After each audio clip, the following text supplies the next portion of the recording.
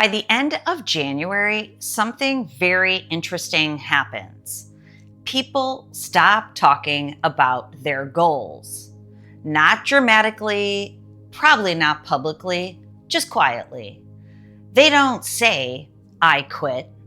They just stop feeling the pull. And maybe, if you're honest with yourself, you might recognize that feeling. So the question you should be asking yourself is this: did I stop caring? Because maybe you just stopped being able to access the effort. What's interesting is that January is supposed to be motivating. Fresh calendar, new plans, clean slate. Maybe you even did the right things. You reduced stimulation. You set the intentions. You promised yourself you do better this year.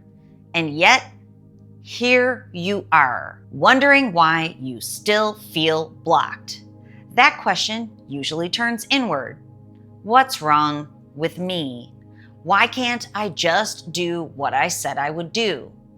But my friend, that is the wrong question. This episode is brought to you by my HarperCollins published book, Mind Over Explicit Matter. Learn how artificial stimulation miswires your brain and what you can do to rewire it back to purpose, intimacy, and connection. Go to drtrishleigh.com/book. Welcome back to the Dr. Trish Leigh SuperNormal podcast with me, your hostess with the mostest. Today's episode is for you if you've thought this to yourself recently, or maybe you've even said this to someone, like some of my new clients have said to me this week. They've said this: I know exactly what I want to do. I know what I need to do. I just can't seem to make it happen. Well, today you are in luck because I am going to explain the neuroscience behind this phenomenon. And then, of course, I'm going to tell you how to crank it up so you can get back to living with purpose and passion so you can have the life you want and deserve, your best life. Let's dive in. Here's something we don't say enough. Effort is not a moral quality. It's not a personality trait. It's a state. And that state is created by your nervous system, not by willpower. Have you ever wondered where effort actually comes from? Well, effort becomes available when a few systems line up at the same time. First, we have the prefrontal cortex. It has to be online. That's the part of the brain that plans, prioritizes, and it stays despite discomfort. Now, secondarily, dopamine, it has to be available, not spiking, not depleted, but steady enough to support sustained action. And then third, the autonomic nervous system. It has to feel safe enough to tolerate uncertainty. When those three things are aligned, effort feels normal, not heroic, not forced, just available. Now, what about when effort isn't available? It's not because you don't care. It's because of this fact. One of those pieces of the system has gone offline. Most times, it's primarily the autonomic nervous system. Now, of course, dopamine and the prefrontal cortex are involved too. They are also involved when the ANS becomes overloaded. It shifts out of growth mode into protection mode, and protection mode does not support effort. It supports relief. This is the part that people get confused about. When effort feels blocked, the instinct is to push harder. More rules, more pressure, more self-talk. But pushing harder sends the nervous system the exact wrong signal. It says, there's more threat here. And then, of course, the nervous system responds by tightening even further. And then, of course, effort becomes even less accessible. You can't force effort out of a nervous system that's trying to survive. That's like demanding speed from a car whose engine is overheating. The system doesn't respond with performance, it responds with shutdown, or it detours toward relief. This is why so many people say, I know what I need to do. I just can't make myself do it. They're not lying. Their nervous system just isn't in an effort permitting state. Effort doesn't disappear because you lost discipline.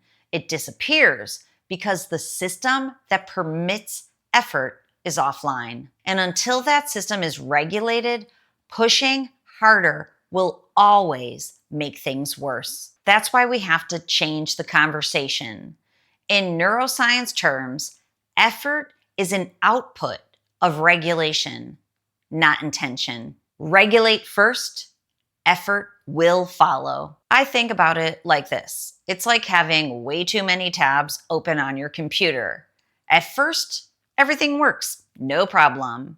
You're switching between tasks, you're productive. You know what you're trying to get done, but gradually, the system slows down. The fan gets louder. I know you've been there.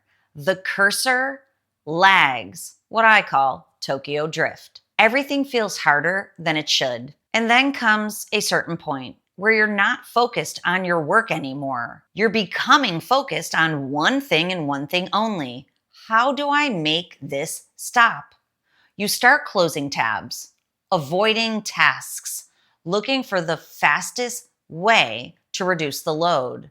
Not because the goal doesn't matter anymore, but because the system can't handle everything at once. That's exactly what nervous system overload feels like. The goal doesn't disappear. It just becomes inaccessible under the load. This is why the Matrix still lands for people.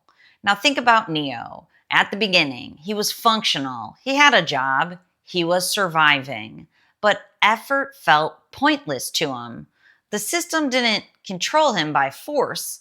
It controlled him by making effort unnecessary. Comfort replaced resistance. Relief replaced purpose. And that's the most effective form of control that there is. There's a line that shows up again and again across psychology, neuroscience, even philosophy. The body chooses safety before growth. This idea is central to the book, The Body Keeps the Score by Bessel van der Kolk. His work explains why trauma and chronic stress don't just live in memory or thought, they live in the nervous system itself. That's why insight alone doesn't resolve trauma, shutdown, or avoidance. The nervous system isn't ignoring logic, it's protecting the body. Until that protection response softens, growth-based behaviors like effort, motivation, intimacy, or follow-through, they are simply not available. They are not accessible. Interestingly enough, van der Kolk also points to neuromodulation approaches like mine as a primary way to help the nervous system update those old survival patterns and get into thrival patterns, as I call it.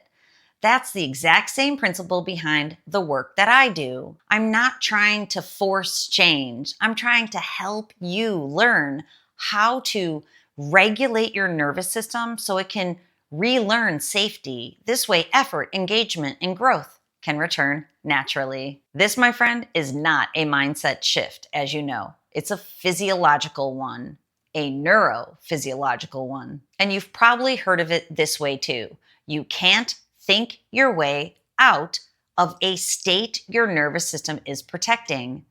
And it's not pessimistic, it's actually very optimistic, pragmatically optimistic, hopeful, because it means nothing's actually broken. You just need an upgrade. Now, this is the part that people don't always say out loud. You can still function, but you can feel completely delayed on the inside. Tasks get postponed. Conversations feel heavier than they should. Even connection with work, with people, with your partner, they start to feel like effort instead of energy giving. You might do well for a bit, but then something triggers you. Stress, fatigue, pressure, and suddenly you're back in avoidance, isolation, or relief seeking mode. Not because you don't care, because your system is tired. This is where I started thinking about what I now call the effort gate reset. This is not a concept, but it's an observation. It seems to be that there is a gateway between intention and action.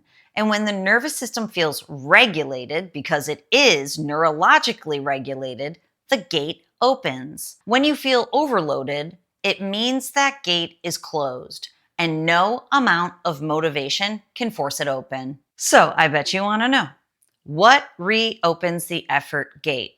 Well, I can tell you what it's not. It's not more pressure.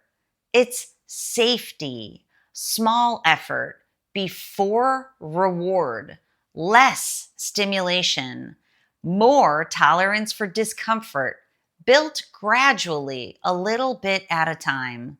When the nervous system learns that effort does not equal danger, the gate opens on its own. That is what I call the effort gate reset. And guess what? The whole thing takes 3 minutes, but it's 3 minutes consistently. Let's get this gate open. Neuroscience shows even 3 minutes can be really powerful. So this is how it works. Here's the first step. You ready for it? Remove stimulation before you try to do anything productive. So for about 90 seconds, put your phone away. No music, no scrolling. Just sit or stand still. I know what you're thinking. Novel concept. You haven't done that in a decade. This isn't passive. It's regulatory. Neurologically, this is going to downshift your high beta stress brain activity. It's going to interrupt the dopamine flooding, and it's going to send a very specific signal to your autonomic nervous system. It's going to say this: there is no threat. There is no urgency. That signal is what creates the window for regulation. Without it, the effort gate stays closed. Now, once that window opens, you introduce gently effort, not productivity, gentle effort. So for about 3 minutes, choose one low stakes task, something like folding laundry, walking slowly, writing a few sentences in your journal, washing the dishes, stretching intentionally. The rules matter here. No speed, no optimization, no reward while you're doing it. What's happening in the brain is that the anterior cingulate cortex, that effort engine in the brain, is signaling, and it's beginning to turn back on. Dopamine will shift from a spike to sustained levels, and effort starts to feel tolerable again. This is the moment the effort gate begins to reopen, not because you forced it open, but because the nervous system no longer interprets effort as threat. Now, the final step in the effort gate reset is an embodied stop. And this is where most people accidentally, inadvertently undo their progress. Before you feel tired, you stop.